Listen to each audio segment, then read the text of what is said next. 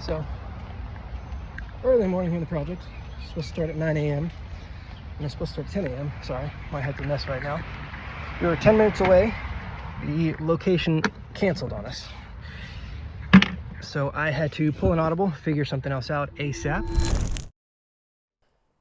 So that was not a good start to the day. So today I thought I would go over how I handle things in pre-production as a producer and a DP when things eventually and inevitably go wrong. It's not a matter of if, it's a matter of when, and so this is just kind of how I handled some recent situations and what I do ahead of time to kind of prepare myself and be ready for when those kind of things happen. Locations are going to fall through, crew members might not show up, or you might have unexpected delays. The key is having contingencies and backup plans and strategies to keep everything moving smoothly without sacrificing on your deliverables. So we're going to go over 5 main points and kind of the highlight I'll save towards the end. First, the most obvious is equipment redundancy. Always having a backup camera is pretty much a standard, but really you should have 2 of everything that is essential to complete the project. I always have 2 camera bodies. I always have a backup lens. You need an extra cable of any cable that is essential. Spare batteries, chargers, everything. Some equipment like an external monitor might not be essential. So for example, I shoot a lot of stuff on the Pocket 6K Pro. So I have the on-camera monitor, which is really good, but it doesn't have as much flexibility, I guess you could say, as a mounted monitor.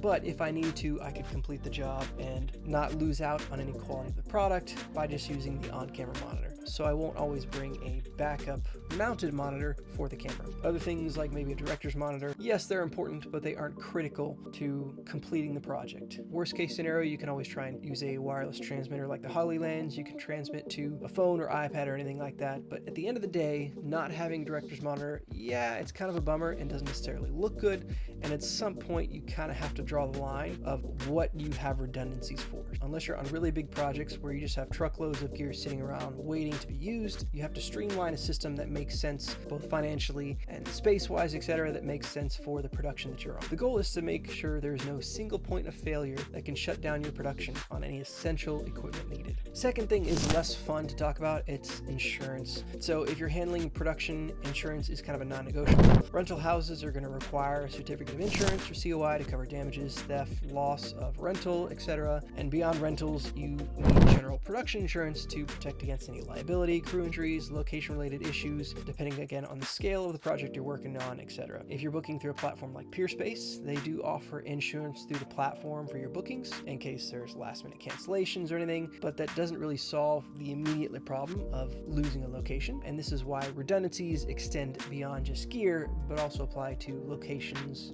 and so forth, and crew that we'll talk about later on. You won't always need liability insurance, etc., but it's an important thing to consider based upon the scale of the project you're working on. For example, if a project completely falls through the day of, and now you have an entire crew, you have rental equipment, location, everything booked out that now you've paid for, but you're not completing the project, so you're not going to get paid for that project. You need to have some sort of insurance or way of getting compensated and compensating everybody else. 3, backup locations. Always alternative locations lined up if your primary location falls through. Keep a list of potential backups nearby. Maintain good relationships with your venue owners that you've worked with before. Consider locations you can book last minute, whether it's local rental houses, etc. So perfect example is what you just saw. I was on a shoot 10 minutes before we arrived. Location host suddenly canceled. I already had check-in information, everything I needed to get in there. So with no response from them, we had to pivot quickly. We scanned similar locations on rental platforms, contacted Airbnb hosts. Within a few minutes, we secured an alternate location just 10 minutes away.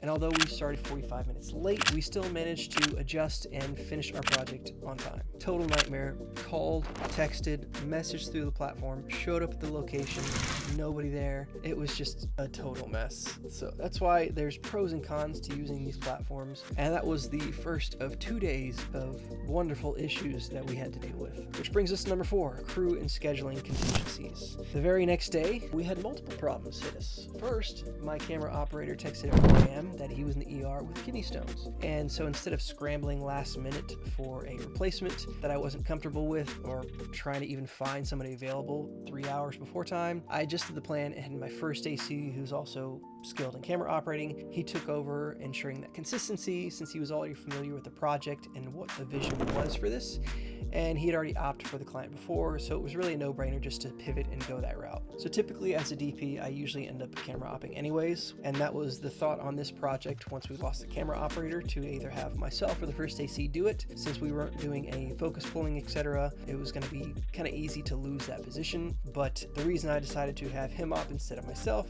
is that because there was a lot of moving parts and we were getting delayed rather quickly, and I was also working with a new producer for the first time. And then of course, with the delays, I want to make sure I was able to communicate with the client as well and make sure our lighting grip team were moving to try and keep things moving as quickly as possible, since we were so far behind, which is why I opted to have the first AC jump in and man camera, so that I could be a little bit more mobile to make sure I could handle the logistics of the rest of the project. Since I also did a lot of the pre-production, it just made sense to have him take over that responsibility and me step back so that I could kind of pivot and fill in the gaps where I needed to on the rest of things that I was more aware of what was going on. Which brings us to problem number 2. En route to set, we got rear-ended, no major damage, everybody was okay, but it still put us an hour behind because we had to wait and file a police report. So biggest thing here, I called my key crew members. First up was producer, giving her clear tasks on what to do to keep the team moving and who is doing what. Called my first AC, prepped him on what he needed to do building the camera, but he was already well aware of the situation and what he needed to do. Reached out to my gaffer, who I'd already talked to the week before. He knew the lighting plan, he knew the setup, he knew the location, so he was good to go, didn't need me there to oversee anything right away. After which, I reached out to the director and client and told them the situation and made sure they were aware of what was going on and why I was going to be late. But the key here is everyone knew the plan ahead of time. Because of that, the team stayed on track and we really didn't have any delays, even though I wasn't there to kind of oversee some smaller things throughout that first hour. Problem solving on set. Even though we survived the pre-production chaos, things can still go wrong on shoot. On this project, the client needed a crucial prop, and that was an hour and a half away. And waiting for someone to drive up, pick it up, and then come back down, we would have lost double the time and also hands on set. So instead, we called multiple runners and just try and figure out a half-day situation. After spending 20-30 minutes on that, we pivoted quickly and just said we're going to hire an Uber instead of wasting any more time. So we hired an Uber at the location the prop was at, so that it was just a one-way drive down as opposed to having them drive 3 hours. It was an hour and a half drive to try and save time and make up for whatever we were about to lose waiting on this to show up. So once that happened, we had to now maximize our time and efficiency with what we had.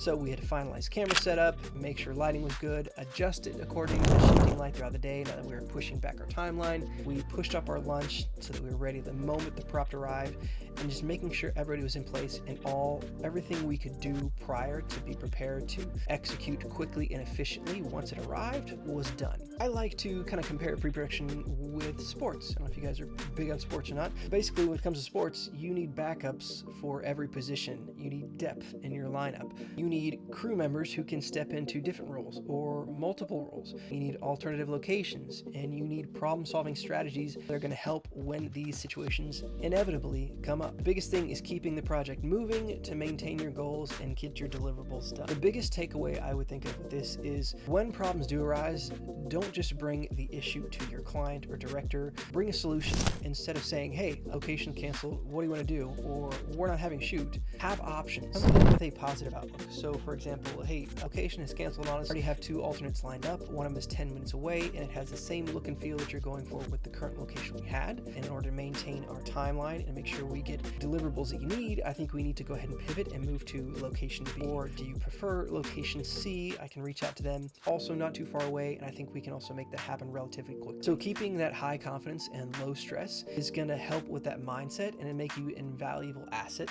And it's going to ensure that you maintain that relationship and also make sure your projects stay on track and you deliver reliable results. So I thought I would just share with you guys a couple of situations that obviously happened recently when things inevitably go wrong, and how I prepare for those ahead of time in case they do happen, and just what I do to go about handling them on set and leading up to the project when they do happen. So I hope that was helpful. If you have any questions, leave those down in the comments, or if you've had similar or other interesting situations pop up, I'd love to hear about those in the comments as well and how you handled them. Otherwise, I will see you soon.